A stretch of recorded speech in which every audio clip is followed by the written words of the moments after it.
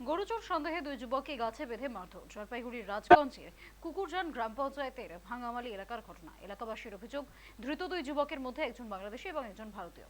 রাজগঞ্জের কুকুরজান গ্রাম পঞ্চায়েতের ভাঙামালি এলাকায় তাদেরকে বাইক নিয়ে এদিক থেকে ওদিক ঘুরতে দেখেন গ্রামবাসীরা। সেই সময় ওই দুই যুবকের পিছু নেন এলাকাবাসীরা। এরপর তাদেরকে পাকড়াও করে জিজ্ঞাসাবাদ করলে তাদের কথায় বিস্তর অসঙ্গতি মেলে। তারপরেই গাছের সঙ্গে বেঁধে ওই দুই যুবককে গণপিটুনি দেন তারা। রাজগঞ্জ থানার পুলিশকে খবর দেওয়া হয়। পুলিশ ঘটনাস্থলে পৌঁছে ওই দুই যুবককে গ্রেফতার করে নিয়ে যায়। ঘটনার অতিরিক্ত পুলিশ সুপার সৌবরিক মুখোপাধ্যায় বলেন, দুজনকে উদ্ধার করেছে পুলিশ। কেউ বাংলাদেশি কিনা তা নিয়ে তদন্ত শুরু করা হয়েছে।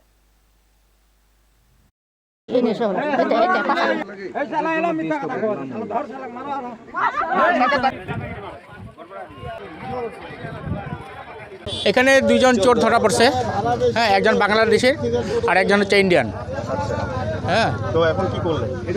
এখন আমরা ধরলাম, ধরে মানে বাইরে রাখছিলাম, রেখে তারপরে পুলিশ প্রশাসন আসলো, আসে ওদেরকে নিয়ে চলে গেল। সকালবেলা দুইটা বাইক নিয়ে চারজন, দুইটা বাইকে দুজন করে ছিল, এদিক দিয়ে যাচ্ছিল।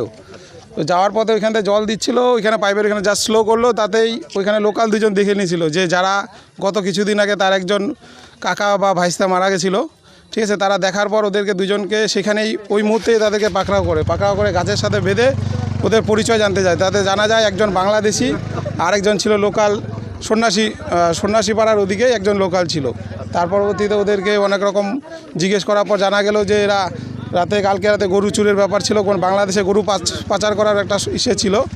তো পাচার সম্ভবত করছে। এবার সেটা পাচার করার পর সকালবেলা সেটা নিজ বাড়িতে যাওয়ার চেষ্টা করতেছিল। তখনই ওরা ধরা পড়ছে।